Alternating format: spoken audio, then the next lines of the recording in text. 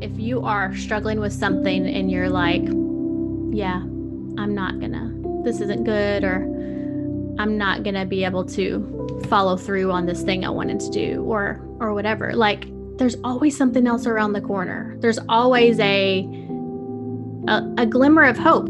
And just like that little seed of something, it could be a friend saying, it's going to be okay. Or you drinking 2 gallons of water and being like, oh, that water just felt so good. Whoa, wait, I'm starting to feel, that sounds silly, but like it really can just be that one thing that helps you turn the corner. And you're like, wait a second, I am going to be okay. I really am.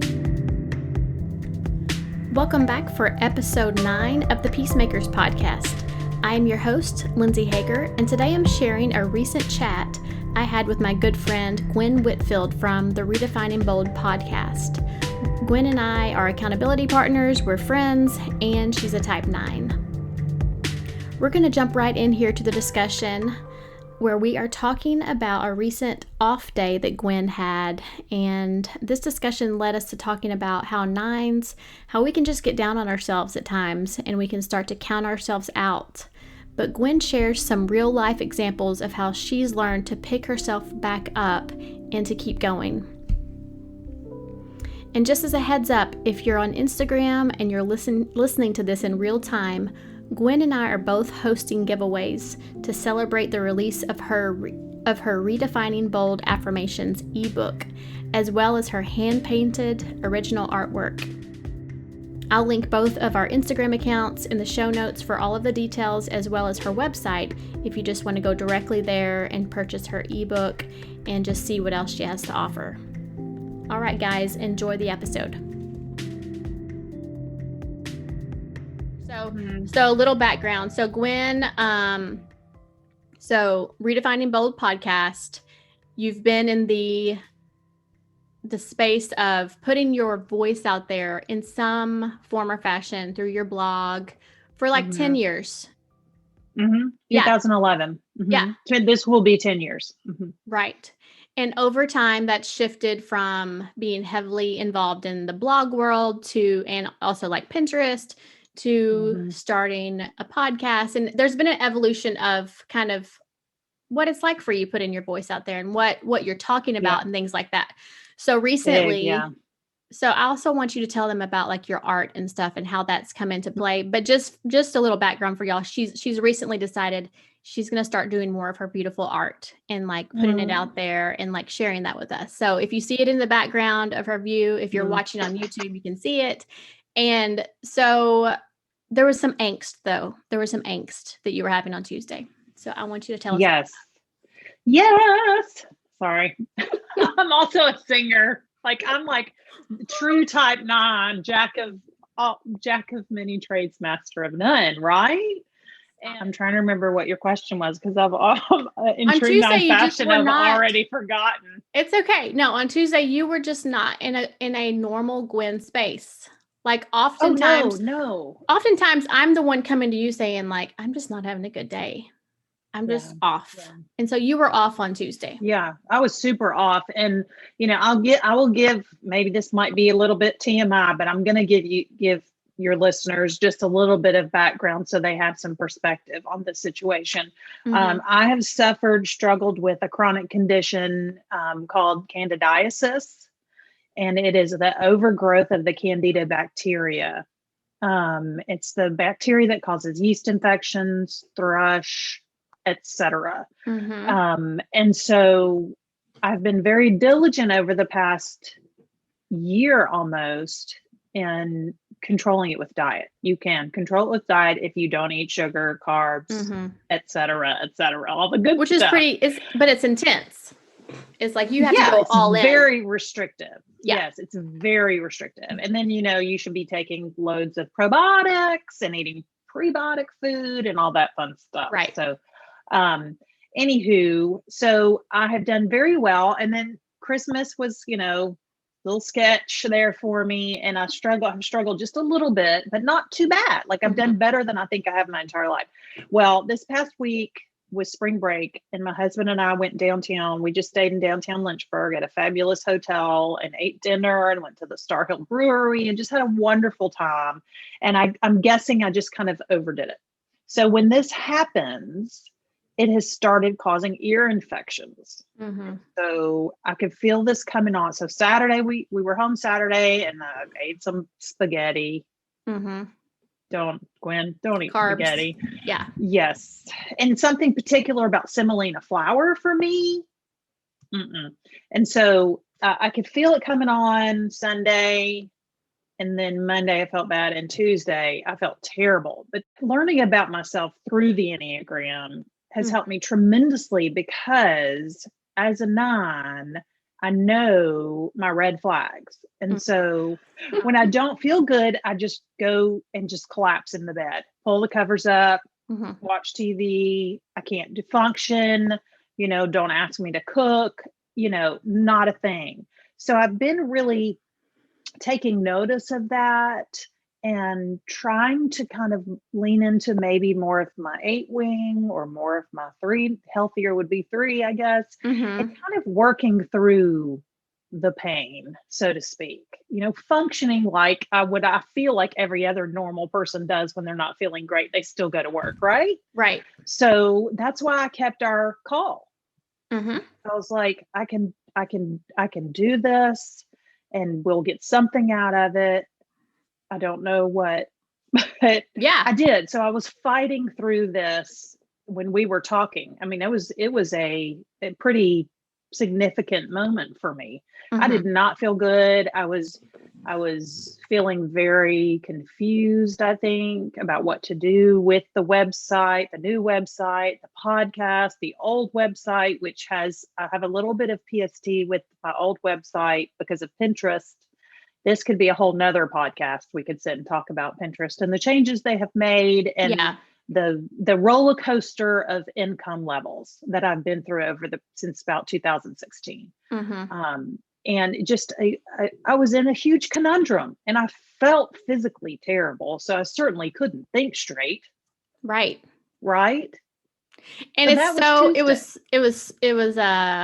so different for you, because usually you come on whenever we have our weekly Zoom calls, just to kind of catch up on everything we're not talking about on Marco Polo. Usually it's a little more like down to business, like we're actually trying to get somewhere with our conversations. Yes. But it was so different because usually you're upbeat, you have a smile, you're just feeling good. And I'm used to you feeling good. And it made me so like, oh my gosh, like Gwen. And I'll tell you this, if I had been feeling bad, I would have been under the covers. I would have texted you and said, hey Gwen, we're going to do this another time. So to be. I mean, that's my 100% how I normally function in the world. Yeah, totally. Okay. So you were feeling bad. And I think for me too, and I struggle with this kind of, I struggle with a roller coaster of I'll be doing well mentally, emotionally, kind of like feeling good confidently over, I don't know, it could be a couple of weeks. It's usually not like a full month that I'm just like steady. Like I have a lot of ups and downs throughout the months in terms of my thoughts and confidence. I know we all have our ups and downs, but it was striking for me because I feel like I'm usually the one that's like, Gwen, I'm just having another off day. And you're like, what did we talk about last time, Lindsey? What did we talk about last time? We know, let's go back to the drawing board. So, well, I just feel like you have your go-to things that you do personally of like, that's true. I don't feel well, but this is what I'm going to do to feel better. And that's kind of like a machine. Stuff. I definitely have this kind of set process that I've developed, I guess, with self-compassion, giving. I mean, it took me a while to develop this, but now I can kind of pretty much do it instantly.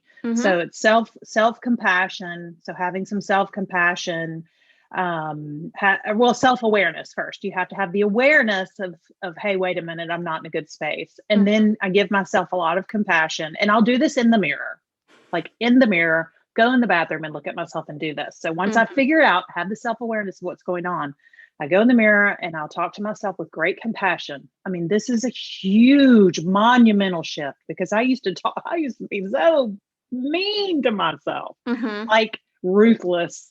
I mean, I don't even want to talk about it because it was just incredible. Yeah. So loads of self-compassion. And then self-encouragement, you can do this, you've got this. And then empowerment, let's go. Yeah, get out there, get back in. Yeah. Okay. And so mentally, this is a huge shift. Now, the thing I think for 9s, our physical bodies and how we feel can greatly affect everything else. Yep. So that is what you saw. Yeah. And that is how powerful, I mean, and granted, my ear hurt like the dickens. I mean, I was in a lot of pain.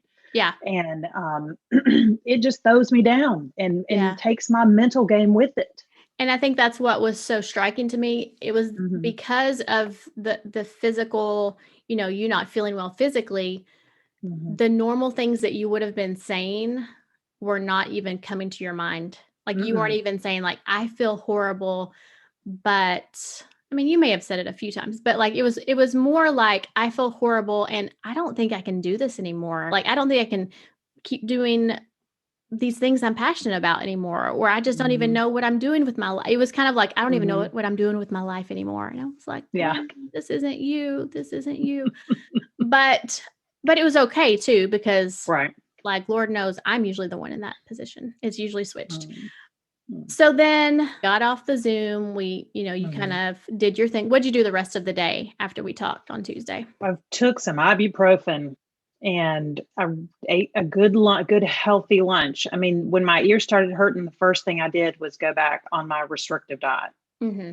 Because that's the only thing that will, I can't go get antibiotics because it'll make it worse. I mean, it's not fun. Right. So by Tuesday afternoon, once I had the ibuprofen in me really well, I ate a really healthy, wholesome lunch, and a lot of it because it's very low calorically on this diet. And I drank a ton of water. Yeah. Like, I mean, I slammed 3 16-ounce glasses of water, and I started to feel better. And I came in here and I was like, I'm going to paint. I'm going to paint. I'm going to paint. So that was on Tuesday, later Tuesday? That was Tuesday afternoon. Okay. Tuesday later, about 3:00. Okay. And so I painted. Yeah. And so then I chatted with you on maybe later on Tuesday and then on Wednesday. So this is the part that invigorated me so much. I just got so excited. And I'm actually going to play it because I'm putting my phone. Look at my little look at you. Look how wow. Ingenuity. If you can see my screen right now, if you're listening by audio, you don't know, but I've got really a setup over here with my phone. Super high tech. So I went from Tuesday, Gwen wasn't in a good place, to Wednesday. So before I play, tell me about the quote. Okay. So when I was 19 years old, so I went to the University of Mississippi, and in Oxford, Mississippi. And when I was about 19, there's a wonderful bookstore on the corner called Square Books. And we used to go there and look at the books, and they carry just really Mississippi authors and, just really neat stuff. And so they also had a cafe upstairs. And so we were there one day, and I went to the bathroom and I saw this big poster, and the quote on it was from George Eliot, which is not George Eliot. This is a woman, because we used to have to, have male pen names. I can't remember her actual name, but it was, it's never too late to be what you might have been. And I sat there in the bathroom in my 19-year-old self and looked at it and said, yeah, someday that's going to be me. Like when I'm 50, I'm going to be like, okay, yeah, this is what I'm supposed to be, because I knew I wasn't on the right path at 19. Everyone around me, my voice teacher, my family were encouraging me to go into music because, girl, I mean, I can sing. I can sing. And I just didn't love opera, but that's what my voice lends. That's what my voice is born for. Mm-hmm. And I knew I wasn't in the right place, in the right path.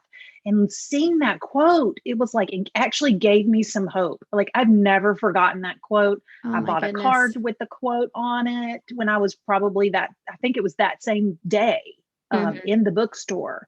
I found the quote on a card and I bought it. And I was like, I've kept it. It's in my drawer in my bedroom. And it's just stayed with me and stayed with me and stayed with me. Say it again. Say the quote again. It's never too late to be what you might have been. Yeah, that's so good. Sorry, I interrupted you. No.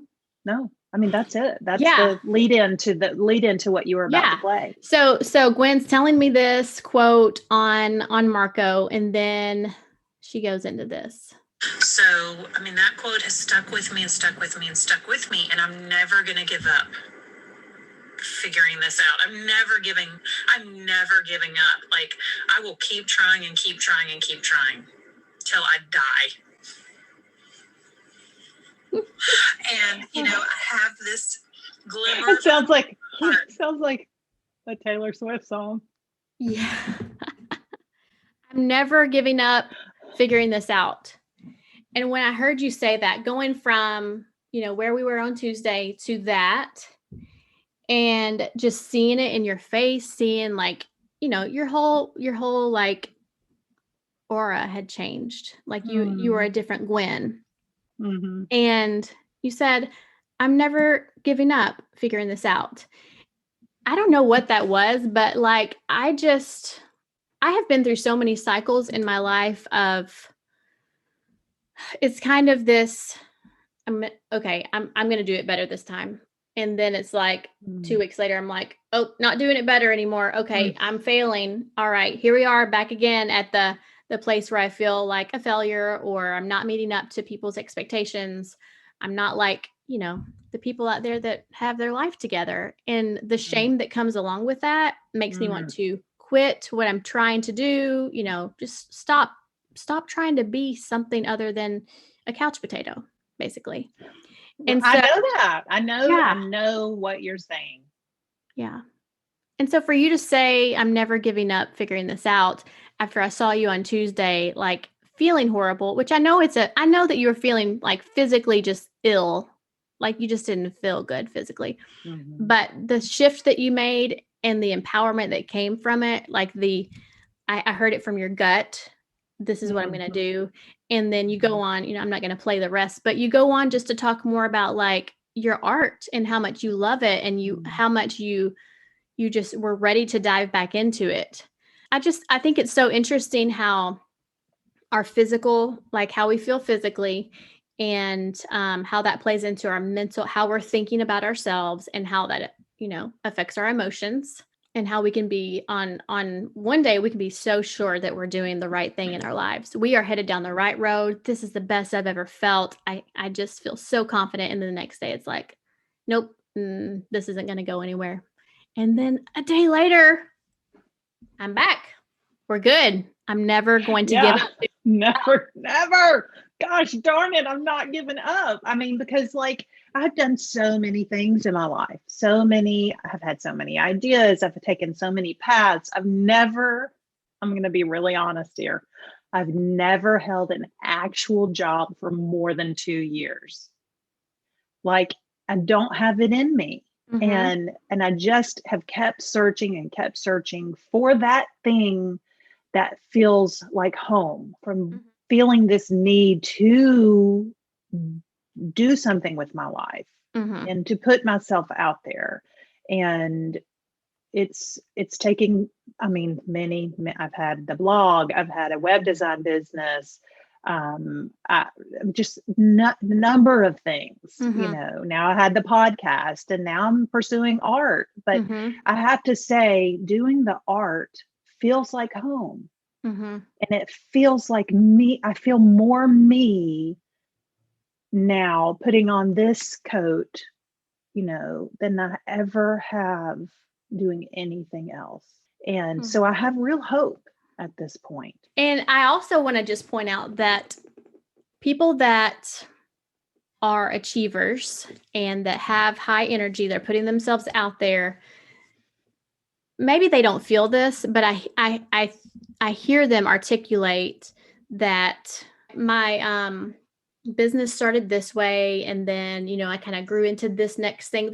They're kind of always talking about it as this like stream of like it was always the plan. It was always good. It was it not they don't say it was always good, but they're just kind of they talk about it in a not in a when I get where I'm going type of way, but I'm doing the thing now, and I'm always doing the thing, and I'm I'm evolving into this person, but everything along the way is just I'm savoring it, and I think I'm pretty great all the time. Now that's just my chip on my shoulder. I'm just going to say that. But what I think that nines can take, you guys out there know I'm struggling with my 9 and my 9 and my 6ness. 9, 6s, 4s, whatever you want to call me. I struggle with this, like, if I'm good today, then I feel like, oh, I've never been this good. Like, okay, I'm good. I've really figured it out today. And then a year from now, I might figure something else out and be like feeling confident again. And I'm like, oh, now I've really figured it out. Right. So I'll look back to the past and think, oh, I never knew anything back here, and I was never doing anything good. But I say all this to say that you, as I've known you, and you're talking about all that you've done, I've seen you in a it's not, I don't think it's just the art that is setting you on fire. I think it is you're in a new place, and you're growing and figuring yourself out more, but I've heard you talk just as passionately about things you've done in the past. And so what I want to say is that I think that we need to give ourselves a little grace. Like you don't have to look backwards and say, man, I just wish I'd been doing this art the whole time. Like I just really messed it up back there. Like you've grown, it's just all been a journey of figuring out like, okay, now I want to do this. And if in a year from now, you don't want to do any art, that's okay. Right. Gwen wants to do something different now. Absolutely. Gwen wants to take it in a different direction, and it's all beautiful. It's all Gwen. Like people out there in the world that are discovering your podcast and are getting to know you, like they don't need another achiever to listen to. They don't need another Rachel Hollis or whatever out there where they're like, but that's what sells, Lindsey. That's what I know, but like it doesn't make it more productive. No, you make it look tangible. You make it look real life, and people I feel shame whenever there are achievers out there saying, come on guys, why aren't you up at 3 a.m. in the morning doing blah, blah, blah. Come on guys, just do it. And I'm like, really? So much shame. Really? I mean, all the people that I follow that are like, I just had $1 million launch. And I'm like, that just makes me tired. We don't feel like we have to post every day or create every day or show up every day. I will show up when I'm inspired to show up. I'll post when I'm inspired to post, and I was saying I'll paint when I want to, I'm inspired to paint. Exactly. I'll podcast when I'm inspired to podcast because I'm a 9. It's if I exhaust, this is my history. Go at the blog. Post, do all this stuff. I've got it. I'm rocking and rolling. I'm getting page views. Just crash, total crash. And 6 months later, I'm like, what happened? What do I do now? It's like, so that's where the Enneagram has really helped me a lot. And I'm still learning this, how much can I push myself and not even push myself? I don't want to use that. Let's reframe that. How much can I put myself into this on a daily basis and still maintain, this particular level of energy that I need, and I'm learning how to honor my need for rest. Yeah, that's good, because I think 9s struggle with, we've been labeled the sloth, we've been labeled lazy, and I mean, I don't think all 9s do this, but I think I have been like, wait, I'm not that. I can be this. I can have more energy. I can do this. And then we flip-flop to the other direction. And for me, I start operating out of shame. Like, okay, I got to do this. Everybody says, get out there. And if you're not, you're doing the wrong thing. So giving yourself permission is what you're saying. Yes. To just, it's okay if you have low energy. Yes. And knowing that is a thing. And also I'm not alone, but yet I can figure out and am figuring out how to manage that and use it for my benefit. I really do think that it can be a powerful force in my life by acknowledging it and honoring it and truly doing these things when I feel that inspiration to do them. And I think I mentioned the other day, I said, I do think there is something key to consistency. I mean, I do think that is beneficial when you're trying to run a business and there are things that you do have to take care of. But if you are taking care of yourself, if you are, physically taking care of yourself, and honoring that need for rest and stopping when you need to stop or taking a break or going for a walk, whatever it is that will rejuvenate you, that balance, that balance is vital. Vital. And before I didn't realize that. How much all those played in. Oh, how much rest I needed, how important it was, and how detrimental it was for me to beat myself up about it. Yeah. Oh, yeah. So it's really a self-acceptance. It's really learning who I am and accepting who I am so that I can grow into what I'm truly meant to be. What I really mean is living into the fullness of myself. Yeah, that makes sense. And how do you what does that look like for you to live into the fullness of who you are? Or how do you know when you're not doing that? I think when I lose that train of thought, that worrying about, am I enough? Those types of things. Yeah. Okay. But really, I think I sent you this page, this levels of growth. The top level of growth is just, self-aware and not worrying about it anymore. I mean, that's paraphrasing it, but to really kind of know who you are. I laughed in that interview with Dr. Tom because he said the 9 is the one who can't choose a major in college. Oh my gosh. That was me. I changed 3 or 4 times. Yeah. So many majors, and to be at this place I am now, I'm almost 50. I'll be 49 this summer. To feel like I know myself and be not just okay with it, but to be joyful in it. Right. All of my flaws, all of my gifts, everything. And I think that's true. I think that living into that is true health. Yeah. So knowing ourselves can be hard for 9s.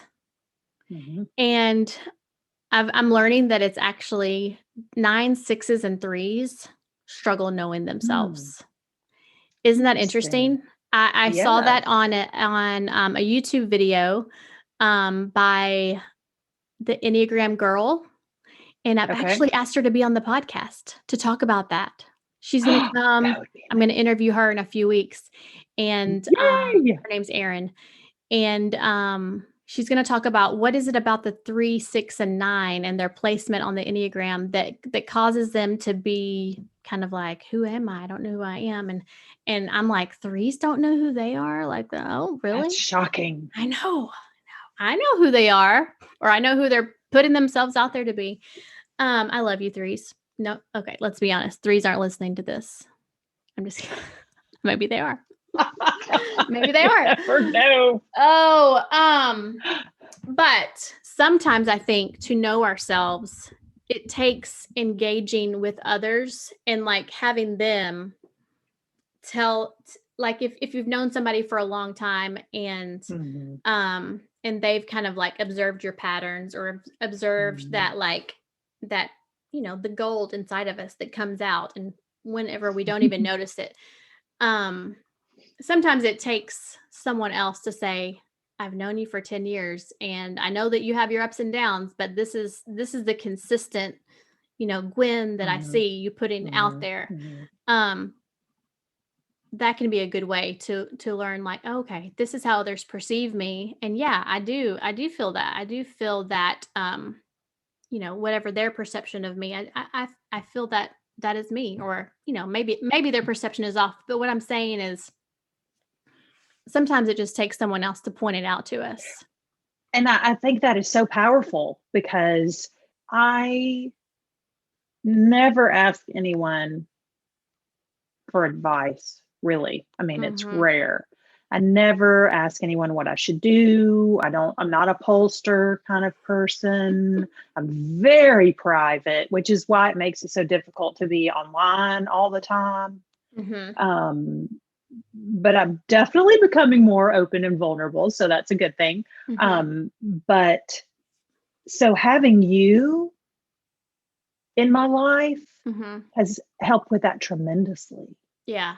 Tremendously. Because when I have that day, even though you say it's very not often, you were there to say, wait a minute, let's think about this. Let's look at this. This is abnormal for you. You know, let's, you know, step back. And you do help to give me perspective that I really have never had, and encouragement that I don't have because I don't have these types of relationships, you know. Yeah. I mean, it's a big change. It's a big change. Yes. So having someone that you can trust who can be open and honest. I mean, I feel like we have a very open and honest, you know, friendship, and that's a very powerful thing. Yeah. Know, well, it's hard to get it's that hard to perspective.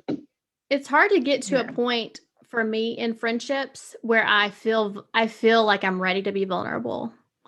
Like, it's hard to, it's hard to know how do I go from like getting to know a person to being like, oh yeah, by the way, like I'm like totally messed up. I'm like totally crazy. Yeah. Let's see behind the curtain. Yeah. You know? On most days I'm crazy. Who wants to look behind the curtain? Yeah. Yeah. And I think we are prone to feeling like we have to not rock the boat, obviously, or just put on the face, make things seem like everything's okay. Like I'm dealing with this, or maybe we're just minimizing our issues. It's for me, it can be different on any day. It can. I appreciate you doing this. I appreciate you talking to me. I appreciate the vulnerability because it's not easy to say like, yeah, I went from like saying I'm ready to quit, or, you know, I don't think I can do this, to I'm never going to give up. I'm never going to give up trying to figure this out. And when you feel bad like that, what I try to remember, I'm not sure I remembered it that day, was that I will feel better. Yes. You know, those moments truly are blips. You know, they could last a long time, but, you know, if you have the presence of mind to say, I've felt better before, I can feel better again.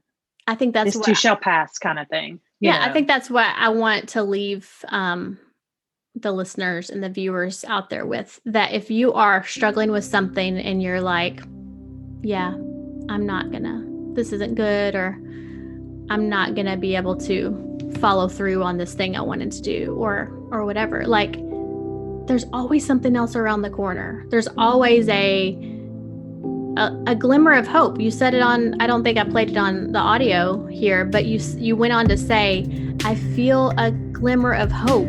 And just like that little seed of something, it could be a friend saying, it's going to be okay. Or you know, drinking 2 gallons of water and being like, oh, that water just felt so good. Whoa, wait, I'm starting to feel, I mean, that sounds silly, but like it really can just be that one thing that helps you turn the corner and you're like, wait a second, I am going to be okay. I really am. we're going to keep doing this.